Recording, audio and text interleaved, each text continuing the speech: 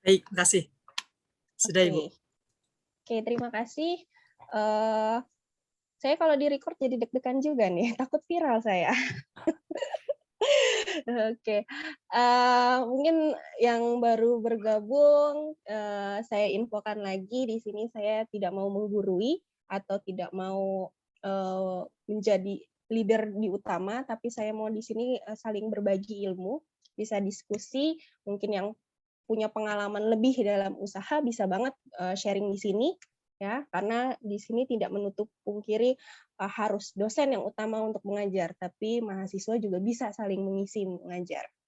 Oke, kita mulai saja biar oh izin, mata kuliah ini habis ini ada lagi atau tidak?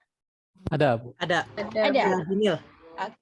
Oke, kalau jamnya sudah saya kadang saya kalau udah ngomong suka lupa waktu, di-cut juga nggak masalah, ya. Kalau saya, asik kok orangnya, fleksibel. Jadi kalau kelewatan itu, tolong di-cut saja, tapi kalau misalnya saya ngomongnya kecepatan gitu kan, itu bilang aja nggak masalah, dipotong nggak masalah, saya nggak tersinggung hal seperti itu.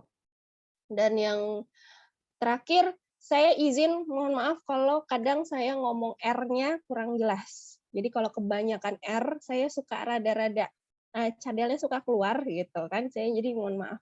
Oke. Sudah kelihatan dan sudah full? Sudah. Oke, sudah, Bu. Oke, baik, materi pertama adalah tentang menjadi wirausaha.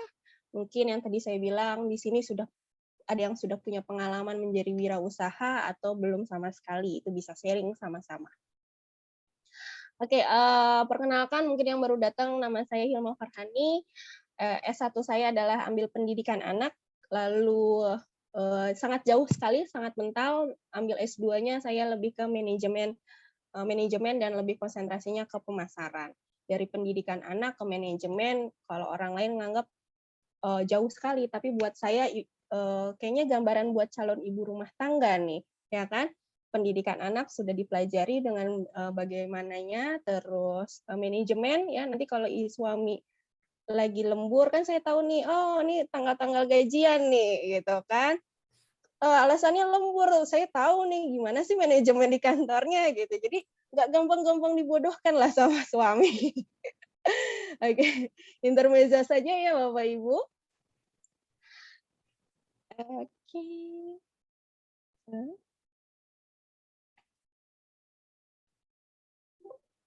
Oke, tujuan pembelajaran ini berusaha untuk mahasiswa berpikir kritis, kreatif, sistematis, ilmiah, dan berwawasan luas dan memiliki etos kerja. Jadi pasti harus berpikir kreatif, sistematis, dan bagaimana sih kita juga bisa beretos kerja yang lebih baik lagi. Kedua adalah mahasiswa memiliki semangat berwirausaha dan jiwa bisnis. Ketiga, mahasiswa memiliki kesadaran dan pentingnya ilmu pengetahuan untuk memulai dan mengembangkan bisnisnya atau bisnis baru. Dan keempat adalah mahasiswa memiliki kesadaran yang merubah budaya mencari kerja dan menjadi budaya menciptakan kerja dan menciptakan lapangan kerja.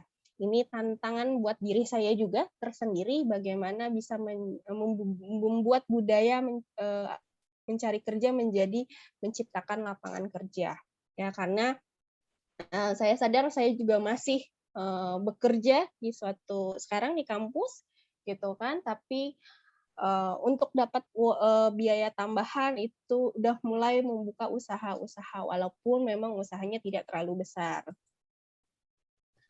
Oke, ini gambaran sebelum masuk ke pertemuan selanjutnya.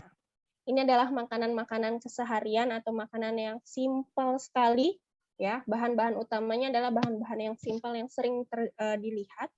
Namun ketika seseorang berwirausaha itu bisa mengubahnya menjadi nilai yang mahal atau mempunyai harga yang luar biasa yang bisa kita beri harga yang gambarannya bisa kita tingkatkan lagi gitu. Seperti ada gambar roti, tahu, kopi susu, dan bakso aci. Ini hal yang bahan dasar yang utama gitu. Sekarang saya mau tanya sama Bapak Ibu. kira-kira nih apa sih yang dilihat dari gambar ini? Mungkin fokusnya ke tahu dulu deh. Oke, ke tahu. Kira-kira apa sih yang kita lihat dari tahu tersebut? Kenapa harganya bisa kita kasih harga ya? Contoh kita kasih harga itu satu pak sekitar 30.000. Namanya unik karena ada boxnya, Bu. Oke, namanya unik dan ada boxnya. Selanjutnya ada lagi? Higienis kelihatannya. Oke, higienis ya. Oke, ada lagi? Rasanya kayaknya, Bu. Lapar Rasanya. nih. Eye-catching, Bu. Eye-catching. Ya.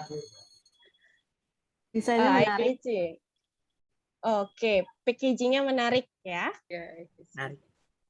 Oke, yang Bapak Ibu bilang adalah benar. Apa yang kita lihat packagingnya yang bikin bisa harga menjadi lebih baik lagi, ya. Terus higienisnya, iya, karena kalau biasanya toko-toko seperti ini tempatnya itu pasti bersih gitu, tidak kotor dan minyaknya juga terlihat benar-benar minyak yang baru atau yang masih istilahnya nggak hitam dan yang lainnya gitu. Nah, sebenarnya yang bikin harga bisa naik awalnya adalah dari visualnya. Ya, kita melihat visualnya dulu. Kenapa visualnya? Karena kalau misalnya roti, tahunya sama-sama digoreng modelnya seperti itu, tapi di pentempatannya atau packagingnya berbeda. Yang satu cuma kertas coklat, yang satu di box yang tadi Ibu bilang ada di box. Nah, kalau misalnya kita beli sama-sama dijual sama-sama harga 30.000, pembeli akan memikir 2 kali sama yang dengan tempat yang warna coklat saja. Karena pasti secara nggak langsung kita akan berpikir, kertas coklat harganya segini, gitu kan. Tahu digoreng segini. Kok bisa ya harganya 30.000? Ah, ini mahal banget nih, gitu kan. Padahal rasanya sama aja, gitu. Ini kemahalan nih tahu yang ini, gitu. Tapi kalau misalnya di packaging-nya diubah, ya, visualnya diubah, terus model tempat usahanya juga diubah, gitu. Itu orang nggak akan mikir lagi, ya beli aja 30.000. Padahal rasanya sebenarnya sama saja sama yang jualan yang biasa. Nah, itu yang bisa, salah satu yang bisa menaikkan harga atau bikin branding si tahu itu menjadi lebih baik lagi. Satu lagi benar tadi ada yang bilang nama. Nama itu juga harus cari yang unik ya. Kadang kalau nama biasa saja itu biasanya orang nggak terlalu melihat atau tidak terlalu memperhatikan. Tapi kalau punya nama yang unik itu biasa orang tadinya ngelihat sekali terus tapi ngelihat berkali-kali. Gitu. Itu juga bisa mempengaruhi. Atau sekarang lagi trennya saya nggak tahu apakah sekarang masih ngetrennya yang kayak nama-nama setan tuh dikumpulkan semua sama makanan gitu kan, ayam setan atau apa ya, pokoknya kumpulan-kumpulan hantu-hantu itu dijadiin nama makanan. Nah itu bisa jadi ciri khas juga gitu atau jadi nilai value-nya juga walaupun kadang nama-nama itu hanya sebentar, maka carilah nama-nama yang unik tapi tidak terlalu pasaran atau tidak gampang dilupa oleh orang lain. Ini adalah dasarnya aja gitu. Sama kayak misalnya janji jiwa. Sama-sama kopi susu. Kita punya di rumah ABC susu ya, kopi ABC susu. Sama-sama ditaruh di gelas yang sama. Ya, sama-sama gelas ini jatuhnya kayak gelas pop ice lah atau gelas yang plastik seperti itu. Cuma bedanya apa sih? Bedanya kalau yang satu ada brand-nya, ya ada logonya, ya namanya Janji Jiwa, yang satu biasa saja. Nah, ketika dijual itu bisa memberi nilai yang berbeda atau value yang berbeda pada harga jual produk tersebut. Oke, ini adalah hanya gambaran saja. Nanti kita di pertemuan selanjutnya akan membahas lagi tentang atau memperdalam lagi tentang branding, brand dan pemasaran atau marketing. Oke, bagaimana berwirausaha di kalangan mahasiswa atau bagaimana orientasi mahasiswa setelah lulus. Mungkin kan di sini teman-teman sudah bekerja, mungkin atau juga bisa belum bekerja tapi sambil kayaknya lebih enak kuliah sore deh gitu kan. Kalau pagi-pagi bisa ngebantu orang tua atau yang lainnya. Itu adalah coba menambahkan modal yaitu dengan kemampuan non formal yaitu skill. Salah satunya adalah skill berwirausaha. Ya untuk bisa menambahkan motivasi berwirausaha. Terus karena ya jumlah orang yang menganggur tiap tahun akan selalu bertambah, hanya mencari kerja bukan menciptakan lapangan kerja dan pertumbuhan lapangan kerja semakin sempit. Ini adalah motivasi untuk berwirausaha. Oke, seorang penulis di Amerika Serikat menyatakan sistem pendidikan di Amerika Serikat di tahun 70-an katanya hanya akan melahirkan lulusan sanglaritis, artinya mereka mempunyai mental buruh, yaitu ingin menjadi pegawai negeri atau pegawai swasta. Kurang mampu dan mau menciptakan lapangan kerja, kurang mampu dan kurang mau menciptakan lapangan kerja sendiri. Kasus ini di Indonesia, hal itu pun masih terjadi sampai sekarang. Dan sistem pendidikan di kita, kalau menurut saya masih sangat, kalau saya bilang masih kurang fleksibel dalam hal ilmu-ilmu yang lain. Ya, biasanya kalau anak pintar itu udah jago matematika, jago hitung, ya, jago ya rata-rata akademisnya, ya berhitungnya, calistungnya lah gitu. Tapi kalau yang ilmu-ilmu yang lain masih dianggap hal yang kurang. Nah, itu adalah masih kalau saya lihat masih di dalam sistem pendidikan di Indonesia. Walaupun sekarang sudah mulai berubah dan apalagi sekarang kurikulum di perguruan tinggi sudah berubah ya, kurikulum kampus Merdeka di mana rata-rata mahasiswa sudah mulai harus berwirausaha ya, harus mempunyai pengalaman sebelum bekerja. Dan itu sudah pelan-pelan diubah konsepnya. Oke, kasus pengangguran di Indonesia, jumlah pengangguran di Indonesia 10% adalah kaum intelek yang menyandang gelar pendidikan di perguruan tinggi. Oke, saya mau bertanya sama Bapak Ibu, siapakah yang bersalah? Apakah mahasiswa, orang tua, atau pemerintah? Mungkin teman-teman dulu. Ketiga-tiganya kali Bu ya, banyak faktor ya. Ada faktor kadang Yang mahasiswa paling parah pemerintah kayaknya, Bu. orang tua. Nah, Sekarang ini pemerintah. Pemerintah aja ya disalahin ya. kalau saya tiga-tiganya Bu mungkin karena faktornya banyak masing-masing. Oke, tiga-tiganya. Banyak faktor masing-masing.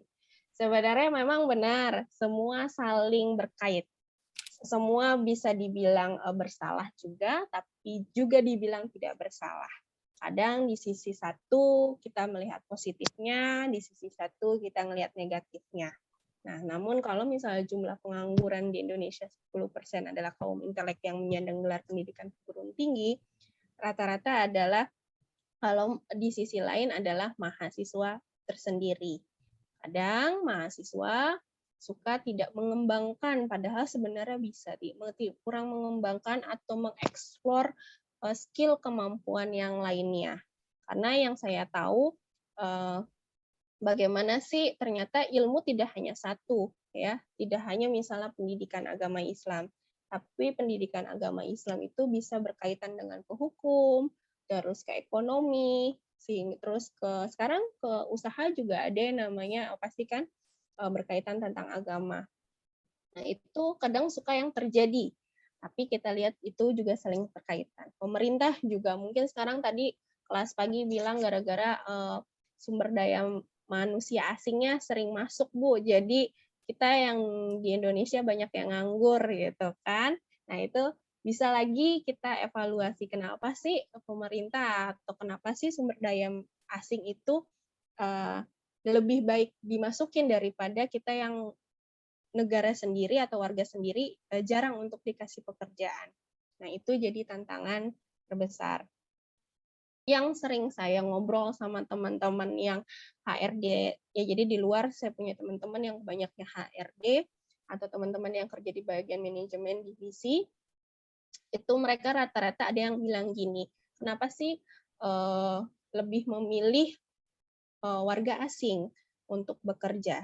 Oke, ini bukan hanya untuk ini hanya sharing aja ya, sharing kenapa sih, tapi bisa jadi kalau saya buat tamparan diri sendiri, kenapa? Karena kalau warga asing ketika dikasih pekerjaan, mereka akan melakukan pekerjaan itu dengan baik. A, B, C, D, ya sudah A, B, C, D dengan bonus atau salary segini. Yang kadang kalau di warga kita atau dia kita sendiri ketika dikasih kerjaan A, B, C, D bukan iya dulu atau melakukan dulu, tapi banyak ngeluhnya dulu. Ya, itu yang kadang mungkin perusahaan-perusahaan itu yang tidak dicari atau tidak dibutuhkan. Kami butuh adalah orang-orang yang mau bekerja untuk sama-sama untuk membangunkan perusahaan tersebut. Ya, atau misalnya di sini kan guru-guru ya, saya tidak mau menggurui, cuma sharing pengalaman saya waktu ngajar, juga sharing pengalaman saya jadi dulu siswa ya. Kenapa sih guru-guru itu kadang suka saya lihat masih kurang paham yang namanya perkembangan anak ya. Kadang saya suka nge-push buat diri saya sendiri dan nge-push juga buat teman-teman yang bukan nge-push ya, mengajarkan, boleh mengajar baik gitu. Ngajar ini, tapi tolong pahami perkembangan anak karena tiap tahapan perkembangan anak berbeda-beda. Dan itu bisa membedakan mana kualitas guru yang baik, mana yang kualitas guru yang tidak baik. Nah, itu balik lagi ke sini. Oke, kita balik lagi. Hasil penelitian yaitu mahasiswa sulit untuk mau dan memulai wirausaha dengan alasan mereka tidak diajarkan dan dirangsang berusaha sendiri. Jadi kadang suka ngapain usaha gitu kan, nggak ngerti apa itu usaha, gimana mulainya. Nah, itu kadang yang sering terjadi. Para orang tua kebanyakan tidak memiliki pengalaman dan pengetahuan tentang usaha. Didukung oleh lingkungan budaya masyarakat dan keluarga yang dari dulu selalu ingin anaknya menjadi orang yang bergajian, ya, gajian tiap bulan atau sebagai pegawai. Itu sebenarnya tidak salah di mata orang tua. Kadang orang tua juga mikir gimana anaknya bisa hidup dengan nyaman, ya, memiliki gaji yang tetap dengan nominal yang tetap dengan kepastian selalu dapat uang di tiap bulan yang sama. Gitu. Saya nggak menyalahkan orang tua, pasti nanti pun saya juga jadi orang tua seperti itu. Tapi kadang ketika anaknya mau mencoba usaha tambahan, itu yang menjadi dilema kita yang mau mulai usaha udah nggak didukung. Jadi ngapain sih usaha gitu. Jadi yang tadinya mau mencoba terus langsung down. Dan itu juga kadang suka terjadi sama saya sendiri gitu. Ketika saya mau coba usaha, biasa orang tua ngapain ntar rugi gitu. Iya, emang tantangan terbesar atau yang paling utama kalau mau usaha adalah harus berani rugi. Karena bukan mencari untung. Kalau itu bonus kalau buat saya dan buat teman-teman yang usaha. Untung itu adalah bonus, tapi kalau rugi sudah tahu kita. Kalau jalan ke A, berarti kita tahu nih konsekuensi ruginya bagaimana. Dan itu antisipasinya seperti apa. Itu adalah tantangan dalam usaha. Selanjutnya adalah gaya hidup dan gengsi yang tinggi. Ya, bagaimana kadang orang juga ngapain sih usaha atau jualan atau apa gitu, nggak level atau kayak gimana gitu. Dan yang sekarang lagi sempat saya lihat di Instagram atau di TikTok, katanya yang ngapain nikah muda, nanti kalau nikah muda cuma bisa jualan pop ice ya. Padahal kalau jualan pop ice itu kalau banyak yang beli untungnya lumayan besar juga gitu kan. Toh ngapain terlalu harus gengsi padahal usaha sendiri. Oke. Ini kita yang jadi. Ya, ada 3 jenis wirausaha menurut Putra. Yang pertama adalah necessity entrepreneur, yaitu menjadi wirausaha karena terpaksa dan desakan kebutuhan hidup. Ini yang terjadi saat kondisi pandemi saat ini. Banyak yang orang-orang tadinya hanya bekerja sebagai pegawai, tapi pandemi ini mengubah ekonominya, ya, ekonomi rumah tangganya, sehingga mereka harus memutar otak, memutar pikiran untuk gimana caranya ekonomi rumah tangganya berjalan dengan baik, ya, tetap stabil dalam keuangan. Nah, salah satunya adalah berusaha atau membuka usaha baik di bidang jasa maupun barang. Selanjutnya itu replikatif entrepreneur yang cenderung meniru-niru bisnis yang sedang ngetren sehingga rawan terhadap persaingan dan kejatuhan. Oke.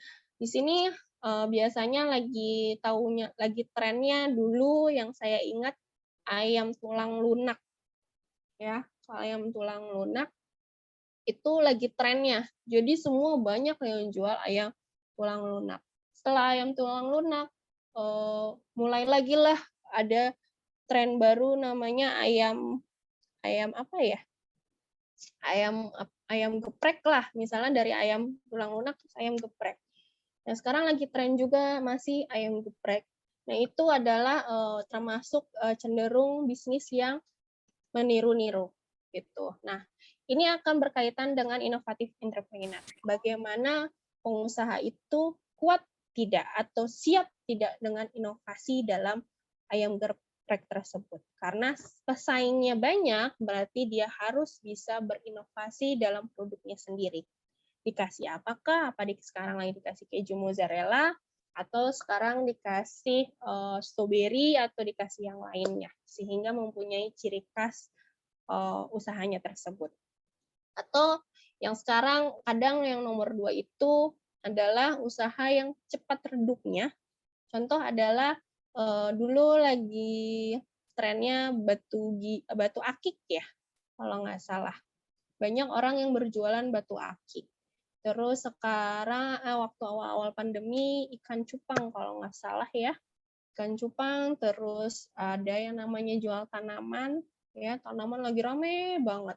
Nah, itu adalah kategori meniru-niru atau bisnis yang sedang ngetren, sehingga rawan terhadap persaingan dan kejatuhan.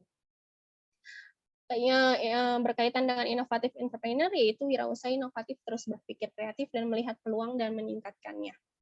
Nah, bagaimana seorang pengusaha itu melek dalam kondisi saat ini.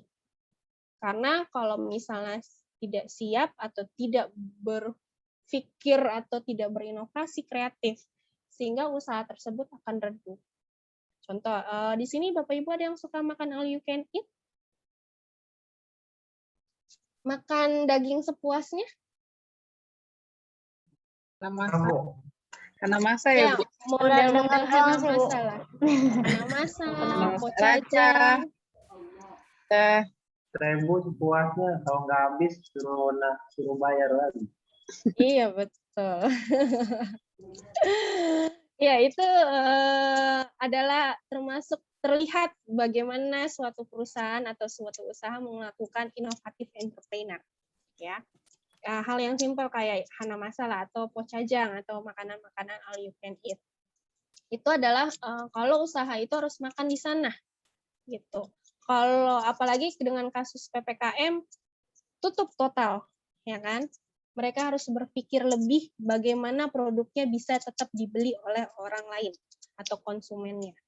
Sehingga muncullah mereka dengan cara inovatifnya adalah bisa grill atau shabu-shabu dari rumah dengan paket-paketnya. Nah, mereka memberikan, biasanya ada beberapa yang memberikan pinjaman alatnya untuk shabu-shabunya atau grillnya kayak ngebakar gitu ke konsumennya.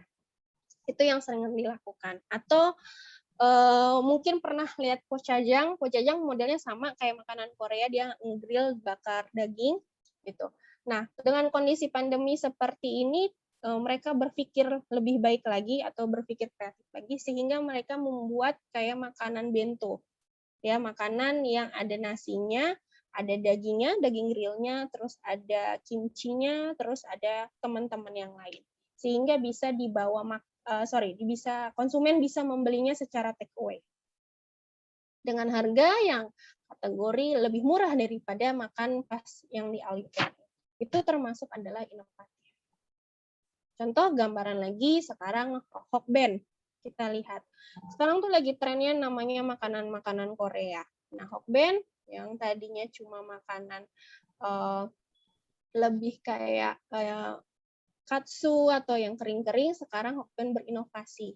Dan sekarang juga Hokben sudah meluncurkan minuman kopi. Kalau nggak salah memang ada kopi yang 1 liter. Karena melihat tren orang-orang lagi suka minum kopi yang 1 liter. Nah, kopi 1 liter itu juga termasuk inovatif melihat perubahan pandemi. Ya, dulu belum ada yang namanya kopi dijual 1 literan. Sekarang sejak pandemi banyak berlomba-lomba menjual inovasinya dengan kopi 1 liter. Nah, itu termasuk inovatif entrepreneur. Melihat kondisi pandemi seperti ini, belanja online, orang-orang belanja online sehingga mereka harus memutar otak bagaimana produk itu bisa dibeli. Karena kalau misalnya tidak, usaha tersebut akan mati. Oke. Terus ini juga bisa menjadi pandemi ini bisa jadi tamparan besar juga dalam hal pendidikan, ya. Mungkin yang tadinya dulu gurunya kurang update tentang digital, dunia digital, tapi sejak pandemi mau nggak mau harus melek. Kalau buat saya itu adalah tamparan buat diri saya juga. Saya harus bisa inovatif lagi untuk dapat melek digital untuk tetap bisa mengajar teman-teman semua di kuliah ataupun di sekolah. Gitu. Ya, inovatif entrepreneur pun seperti itu. Oke, ini lewat saja. Sistem perkuliahan kewirausahaan yang tadi saya kasih gambaran, ini sekitar saya anggap bulan Oktober kita masuk, karena ini September akhir. September dan Oktober masih materi kuliah, November masih kita kuliah, UTS kurang lebih bulan Desember, kalau tidak berubah ya. Dan yang saya kasih tahu nomor 1 biasanya nanti saya akan kasih tahu soalnya, karena gambaran saja seperti kayak bikin proposal sederhana, ya bagaimana kira-kira mau bikin usaha apa sih? Di Januari kita masih kuliah, saya nggak tahu apakah sudah tatap muka atau tidak. Nanti dilihat lagi. Terus yang terakhir adalah UAS, yaitu project. Sekitar saya kalau nggak salah sih sekitar Februari atau Januari akhir. Gitu, nanti kita lihat sama-sama lagi. Oke, apa sih bisnis project-nya? Ini adalah sebenarnya soalnya. Ya, nanti saya lihat lagi jumlah pastinya, berapa kelompok. Tapi saya pengen teman-teman satu kelompok itu membaur ya. Saya tidak mau cowok semua, cewek semua, tapi bergabung. Ada yang cowok, ada yang cewek. Minimal 1 atau 2 sosok laki-lakinya atau sosok perempuannya. Kenapa? Kadang tugas-tugas ini butuh namanya sosok laki-laki. Ada juga butuh sosok perempuan. Contoh aja, di sini nanti teman-teman bikin video promosi.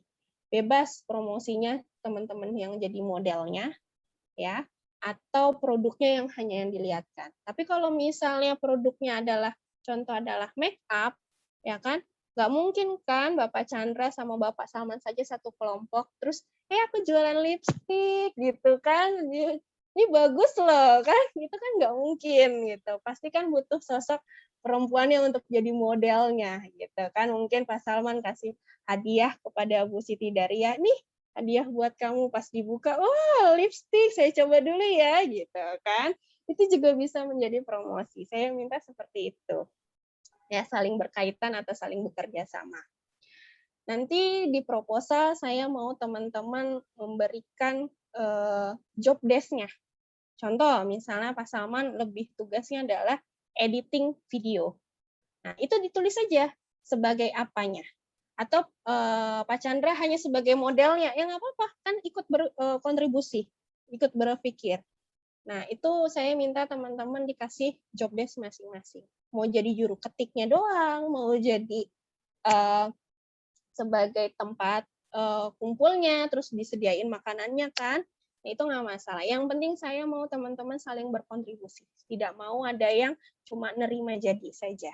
Itu kalau misalnya tugas kelompok. Makanya saya tanya lagi, mau tugas kelompok atau mau tugas individu. Karena ya balik lagi, karena kalau yang sudah bekerja takutnya saya sibuk, pada sibuk susah untuk kumpulnya, untuk ngobrolnya, itu balik lagi ke kelas masing-masing. Oke, bahannya apa sih? yang tadi sudah saya jelaskan, mahasiswa membuat produk usaha berdasarkan bahan yang telah ditentukan. Pilih salah satu, mau tahu, mau tempe, atau singkong. Kalau mau fashionnya, sepatu, baju, atau make up. Itu pilih salah satu. Ketika yang dikumpulkan bahan utamanya bukan dari sini yang saya kasih, saya tidak akan terima dan saya tidak akan nilai. Contoh, bahan utamanya misalnya dikasihnya ubi. Di sini saya tidak kasih pilihan ubi. Yang saya pilih adalah singkong. Singkong, tahu, dan tempe.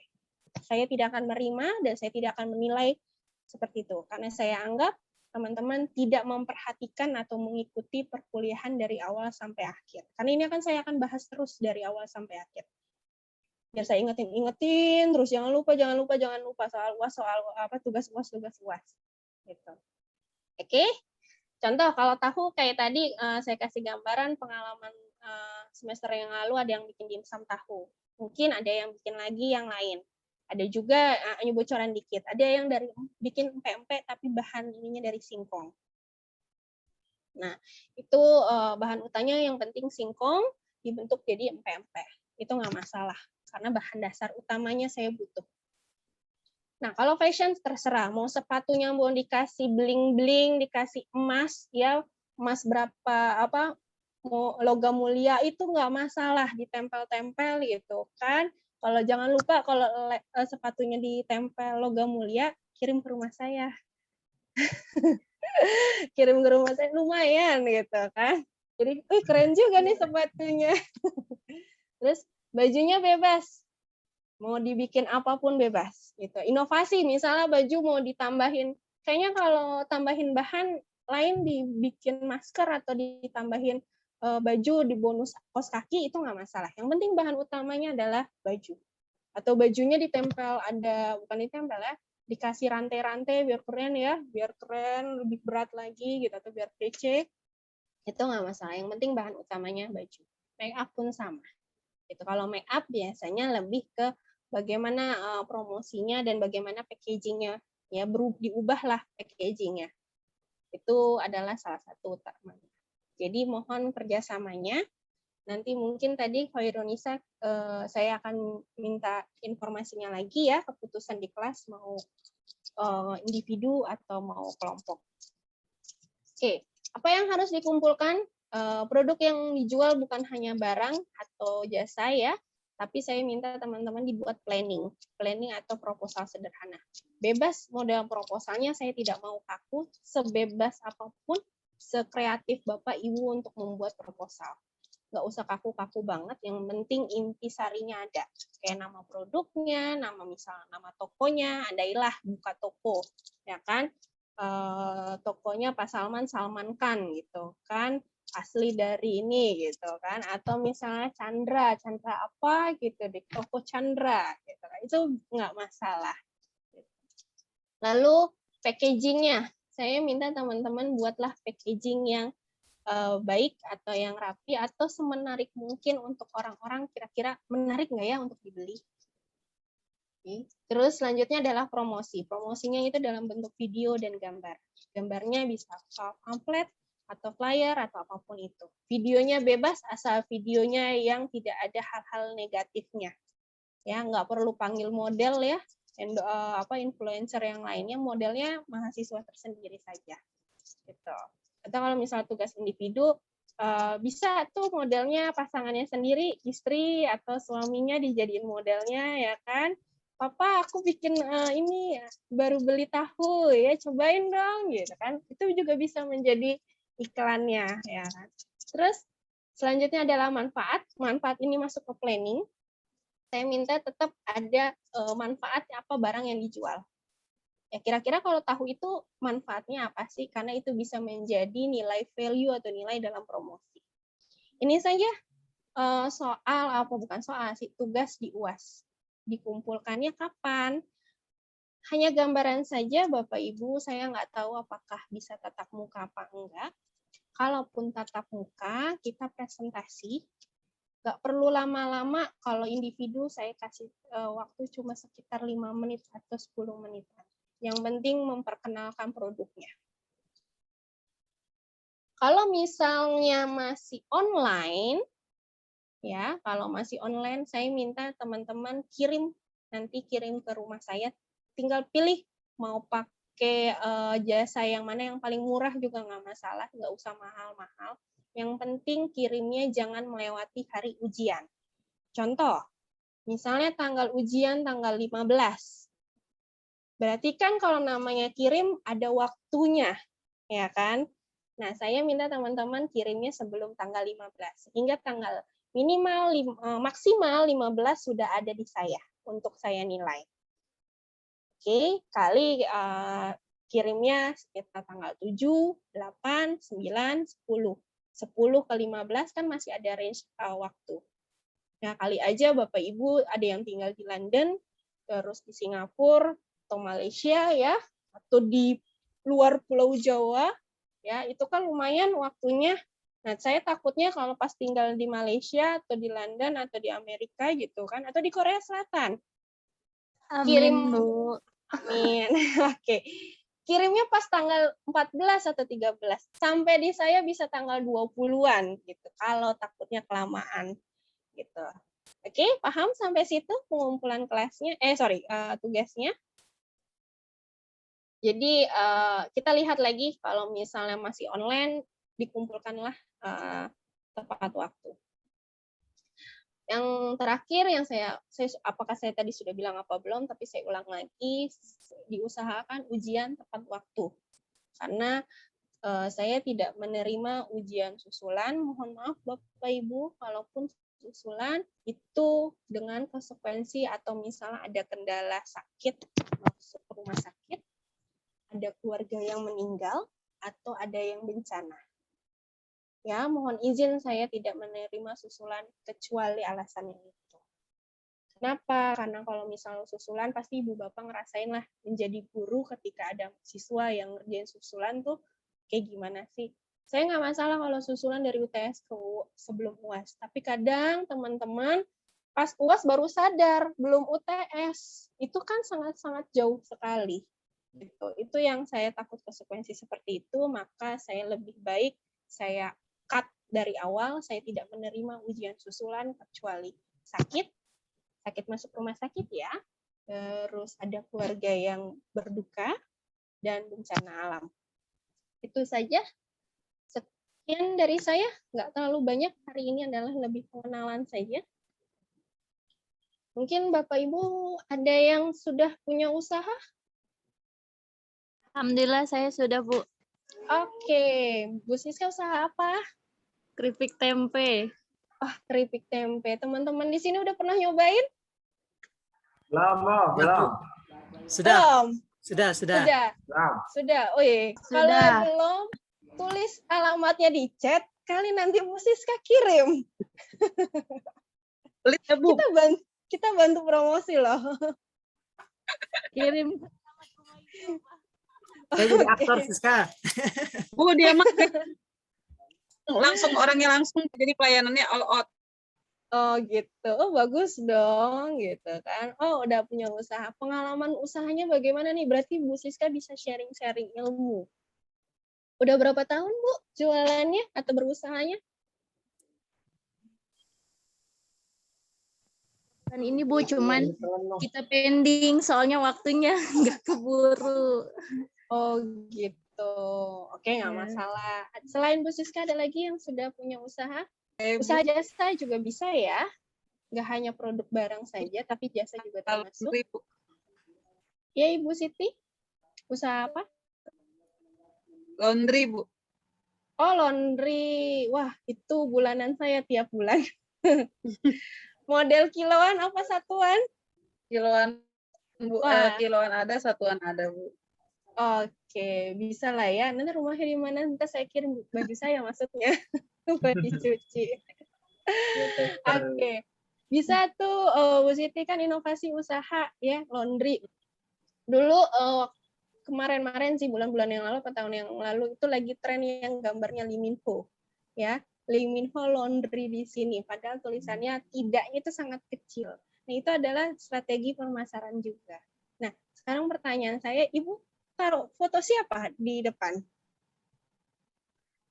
Oh, saya enggak. Saya pakai ini aja sih, Bu. Foto. Karena mungkin itu BTS, kan usahanya BTS. berapa ya? Kenapa? Cuma kalimatnya aja sih, Bu. Kita pakai rapih loh gitu kan. Berarti kan Oke. apa semua yang masuk itu dari nggak rapih jadi rapih gitu. Oh gitu. Filosofinya Baik. seperti itu sih. Siap ya Bu. Nanti kita bisalah tahu Karena saya di mana, laundry-nya di mana. Kalau butuh modal Japri karena aja Pak. yang saya apa awal-awalnya saya lihat menamakan laundry itu pakai nama orang, nama itu gitu kan. Jadi kayak nama yang punyanya gitu. Makanya waktu itu saya sama suami sama itu coba jangan pakai nama, dia bilang gitu kan. Apa yang orang dari kalimat rapih itu kan, oh berarti pasti hasilnya rapi, bersih, wangi gitu. Jadinya kita filosofinya ke situ waktu namain Rapih Laundry itu ke situ gitu. Oke, baik. Itu tiap bulan saya laundry, Bu. Kadang suka laundry, kadang kalau suka pulang malam itu saya nggak sempat untuk nyuci. Kalau nyuci sih kadang suka, nggak masalah gitu. Nyetrika, Bu, itu kendala saya gitu. Apakah sama yang lain juga ibu-ibu yang lain di sini? Musuh utama adalah nyetrika. Justru Kalau saya Nyetrika, Bu. ininya dari situ, Bu. Jadi dulu saya pernah usaha ayam Kentucky. Tapi saya cuma bukan usaha sendiri, jadi ada orang yang franchise gitu, Bu. Tapi saya bisa ngolahnya karena kan kita diikutin pelatihan gitu kan. Itu.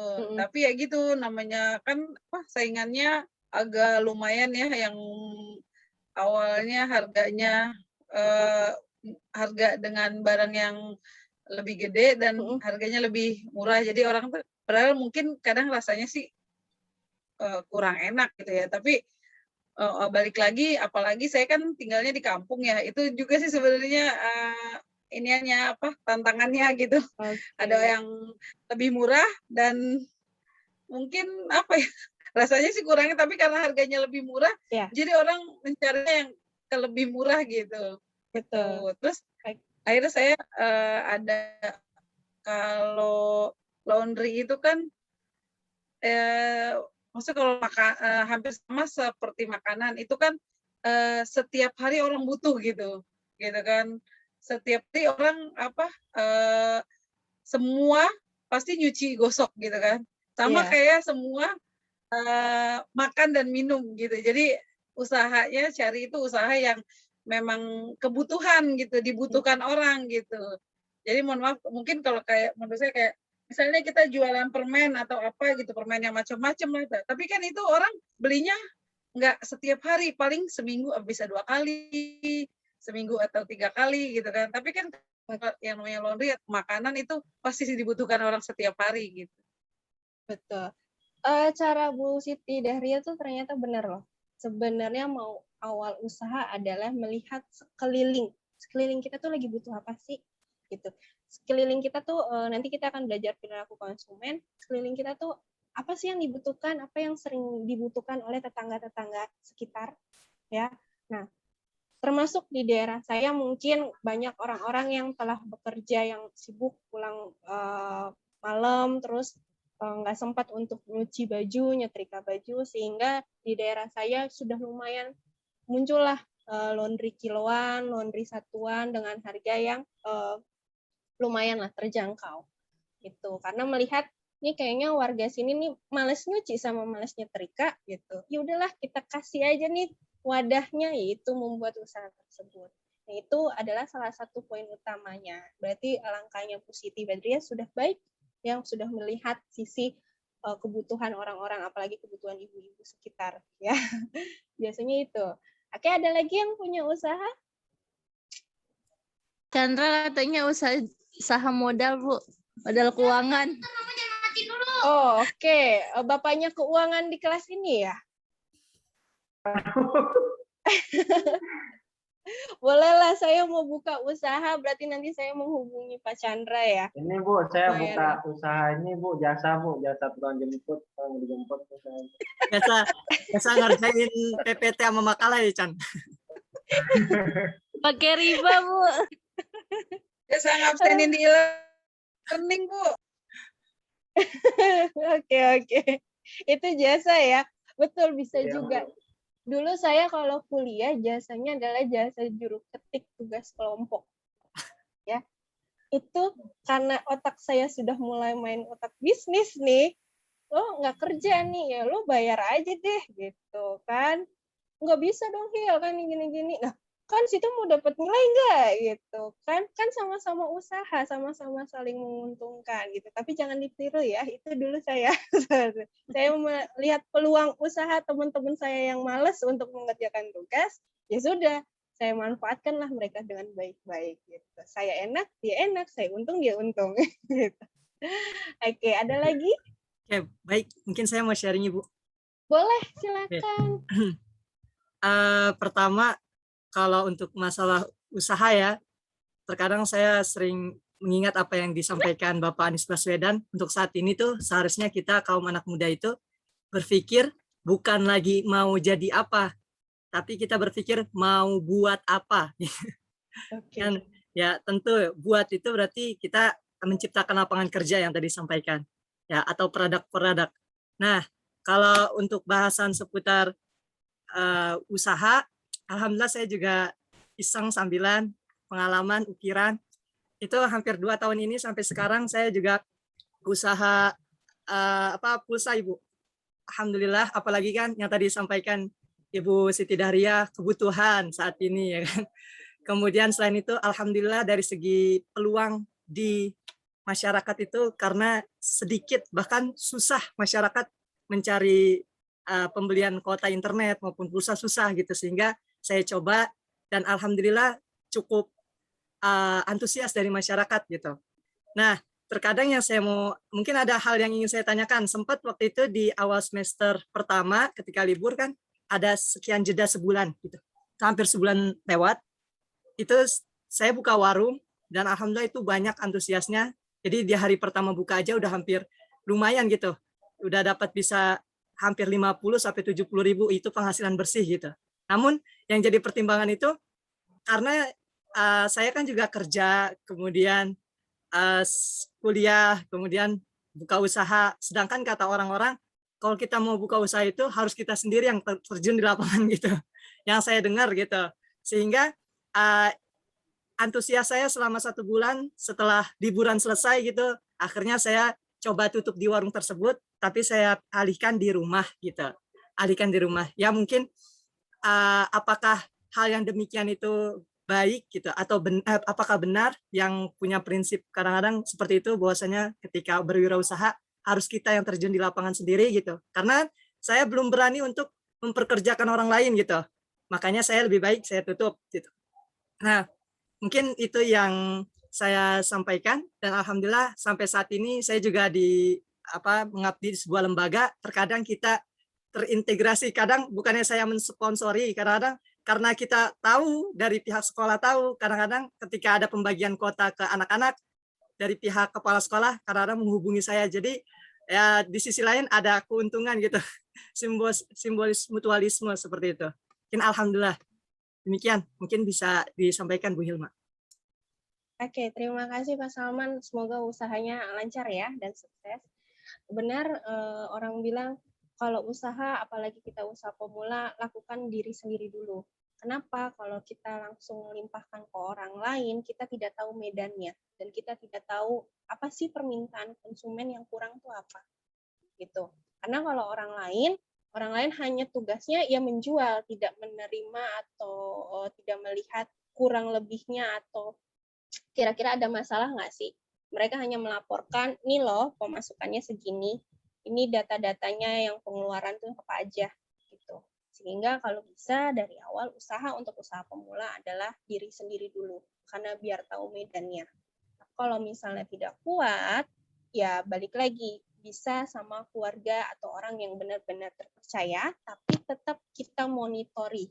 Yaitu biasanya Kalau pakai orang perang, itu saya masih belum bisa membayar dengan gaji bulanan. Saya biasanya komisi. Jadi kamu ngejual ini produk, hitungannya komisi ya. Satu bungkus kamu dapat, misal anggaplah satu bungkusnya kamu dapat 1.000 atau 1.500. Dan itu saya sudah manage, saya bakal kasih produk saya, ya, produk saya itu anggaplah sehari itu 5 dus gitu, atau 5 cup atau 5 bungkus gitu, atau 50 cup lah. Nah, di 50 cup itu habisnya berapa sih sehari? Nah, itu adalah komisinya dia gitu. Tapi saya selalu bilang, saya orang tipikal bukan terlalu percaya sama orang, ya apalagi ini bisnis ya. Bisnis itu untuk ke teman pun juga hati-hati. Saya bukannya nggak mau bikin teman jadi ini ya berantem, tapi teman itu harus benar-benar hitam di atas putih ya, untuk kerjasama berapa persen harus keuntungannya, karena namanya bisnis tidak ada yang namanya kata teman ya, kalau di saya, dan bukan di saya saja, ternyata di dunia bisnis seperti itu juga ya. Tidak ada kata teman dan tidak ada harga teman. Namanya teman itu malah harusnya bisa kasih lebih harganya gitu. Kenapa? Teman itu menghargai. Nah, kalau teman kadang kita nggak enakan, nah itu hati-hati kalau misalnya kerja sama teman. Nah, balik lagi ke cup. Saya pasti akan menghitung cupnya berapa, terus penghasilannya berapa, sehingga tahu nih yang dibeli adalah jumlahnya berapa, sisanya berapa, atau habis langsung semuanya apa tidak. Dan saya selalu ngomong sama yang jaga gitu. Kira-kira ada keluhan nggak dari ibu-ibu yang beli atau konsumen yang beli gitu? Apakah rasanya kurang, ada yang kurangnya, atau menurut mereka kayaknya kurang besar deh cupnya, dibesarin lagi gitu kan? Ada istilahnya, ada ukuran yang lebih besar, ada ukuran kecil, atau inovasi ukuran gitu. Itu saya selalu bilang sama yang bekerja sama saya, tolong kasih tahu apapun keluhan dari konsumen, karena walaupun keluhan apapun itu, sepedas apapun mulut konsumen, itu tetap kita harus terima, karena buat kita juga inovasi. Benar nggak sih gitu? Apakah cuma iri dengki saja melihat orang sukses gitu kan, atau benar-benar usaha kita atau produk kita memang berkurang gitu dari rasanya ya. Kadang kita kan masak suka berubah-berubah nih ya, belum kadang, atau misalnya kalau mood lagi masak tuh makanannya enak banget, tapi kalau lagi nggak mood bikin, itu rasanya ada berubah gitu kan. Atau misalnya lagi akhir bulan, pertengahan bulan kayaknya sepet banget nih kantong gitu kan, itu mempengaruhi masak juga gitu kan, itu juga harus dilihat lagi gitu. Jadi Pak Salman kalau bisa dari awal adalah usaha yang jaga adalah diri sendiri, biar tahu medannya gitu. Bukan medan, tapi medannya ya. Ada plus dan minusnya. Kalaupun butuh orang lain, itu terang-terangan dari awal. Apa? Karena kan istilahnya leadernya Pak Salman, bosnya Pak Salman, CEO-nya Pak Salman. Berarti Pak Salman harus memberikan apa sih tugas-tugasnya sih yang jaga. Gitu, jangan hanya percaya lu jaga aja atau dagangin aja, tidak seperti itu, dia harus tahu apa-apa. Dan yang sering saya bilang adalah bahasa yang sopan untuk menjual, walaupun sejutek apapun konsumen ya, nanti kita akan belajar etika bisnis, sejutek apapun, seketus mulut pedesnya level PPKM level 4 ya, tetap harus mau gimana pun harus bisa ramah dengan konsumen. Walaupun ada kita yang benar, tetap bilang, saya selalu bilang, yaudah bilang maaf dulu, nanti baru menjelasin. Enggak Bu, seperti ini. Karena kalau orang disiram air panas, jadilah air panas mendidih sekali. Tapi kalau misalnya ada orang yang sangat panas, terus kita ademkan dulu, orang itu akan menjadi lama-lama adem. Seperti itu. Yang seperti itulah Pak Salman jawaban saya, atau kita sharing. Saya senang kalau online, saya melihat saya asik dengan makanannya. Apakah produk sendiri, Pak?